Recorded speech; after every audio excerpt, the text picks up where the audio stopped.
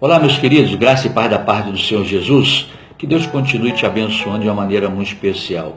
Novamente, eu quero abençoar você com uma porção da palavra de Deus, uma mensagem do coração de Deus ao teu coração.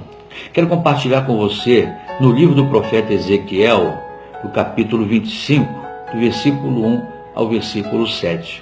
Ali nós encontramos Deus falando com o profeta Ezequiel e disse: Filho do homem, profetiza contra os filhos de Amon, vira o seu rosto para eles e diz: assim diz o Senhor, porquanto dissestes contra o santuário que foi profanado, contra a terra que foi assolada e contra o povo que foi levado ao cativeiro, assim diz o Senhor, farei chegar-vos a vós uma geração do Oriente, um povo do Oriente, vos assolarão, tomarão os vossos frutos, farão de Rabá corral de camelo e de ovelha. Porquanto batestes palmas, batestes os pés, e em seu coração se alegrastes pela destruição do meu povo, por terem ido cativo, sido levado cativo, eu, o Senhor, entregarei na mão dos gentios, destruirei as vossas terras e os vossos filhos, assim diz o Senhor.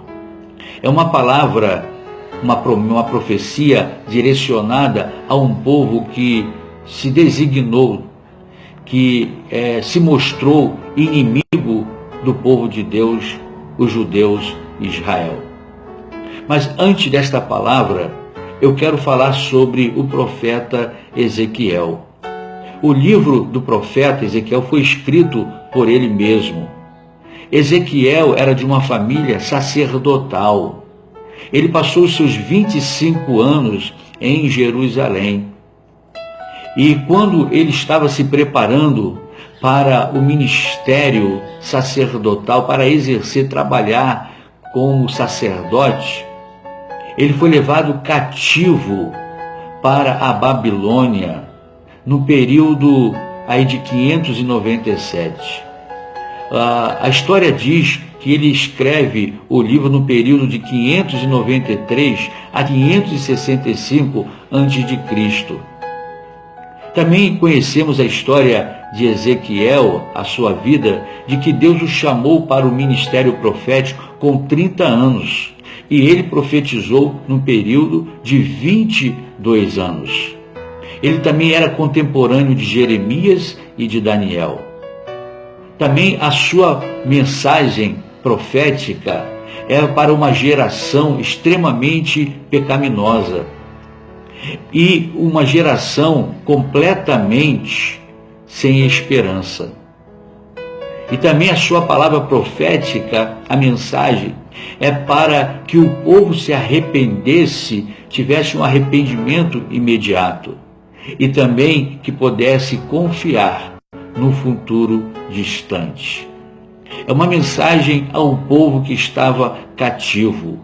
O povo de Israel, o povo judeu, na verdade, foi levado cativo pela Babilônia. E diz que o seu ministério foi quando o povo estava cativo. O seu ministério, a sua mensagem profética, fora quando o povo estava cativo.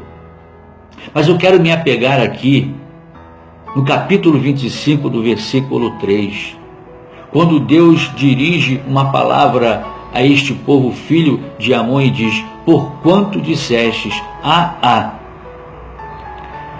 pela profanação do santuário, porque o santuário foi profanado, porque a terra foi assolada e porque o povo foi levado ao cativeiro.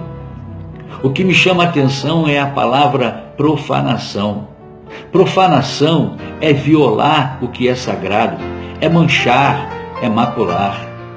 Às vezes, em algum momento, você é pego de surpresa, é levado a profanar a sua própria vida, porque hoje a sua vida é templo do Espírito Santo de Deus. E quando você profana, ou seja, o templo, o teu corpo, você está violando o que é sagrado. Deus se tornou consagrado, sagrado o teu corpo para ser a habitação, morada do Espírito Santo de Deus. E às vezes o pecado, a iniquidade, leva você então a manchar, a macular a tua alma, o teu coração. A palavra do Senhor diz que o sangue de Jesus Cristo nos purifica de todo o pecado. Se naquele tempo Deus se entristeceu e ministrou uma palavra ao coração, aos filhos de Amon, porque eles tinham se alegrado, bateram palmas, bateram os pés, se alegraram no coração, porque o santuário foi profanado. Imagina hoje, pensa na verdade o que Deus sente quando Deus olha para você e vê o seu corpo profanado, ou seja, maculado, manchado com o pecado. A Bíblia diz que todos pecaram e destituídos estão da glória de Deus. A Bíblia diz que o salário do pecado é a morte, mas o dom gratuito de Deus é a vida eterna em Cristo Jesus. Que através desta palavra você possa restaurar, restituir à tua vida o templo, a habitação do Espírito Santo de Deus. E novamente restabelecer uma aliança com o Senhor. Renovar o seu voto, a sua aliança com o Senhor. Mas também a palavra diz que a terra foi assolada. E assolar significa ocasionar destruição, arruinar. É causar agonia, provocar aflição. Às vezes você se torna responsável, ou seja, quando você erra, quando você peca, quando você profana o seu corpo, a sua vida, a sua mente, o seu coração é levado a uma destruição, a uma ruína. Você se sente agoniado, afligido pelo pecado, pelo mal que impera na sua vida. Você às vezes profana o corpo, pode ser em virtude de um pecado, você vem a profanar o templo, a habitação do Espírito Santo de Deus, mas ocasionar destruição sobre a tua vida. E a destruição do seu templo, do templo do Espírito Santo de Deus, da tua vida, leva você a caminhos, a situações de tristeza, de incertezas, de perturbações, de choros, de lágrimas, às vezes proporcionando até doenças e às vezes levando até a morte.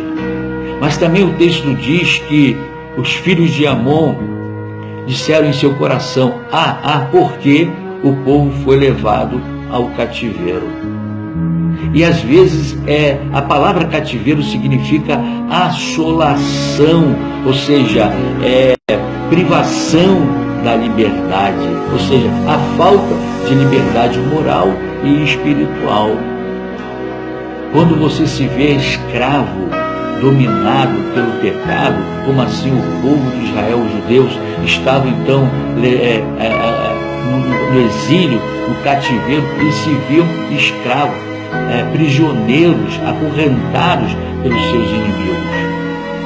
Às vezes o pecado, quando entra no teu coração, o pecado quando entra na tua alma, você se sente afligido, você se sente em agonia, você se torna uma pessoa em assolação, privado da sua liberdade. Mas hoje, através dessa palavra, Deus está falando com você para te dar a vitória, para restituir a tua vida, para renovar a tua vida e te dar força. Que Deus possa te abençoar com esta palavra, que Deus possa te fortalecer, restaurar a tua vida com esta palavra, em nome de Jesus. A Deus todo louvor, toda honra e toda glória.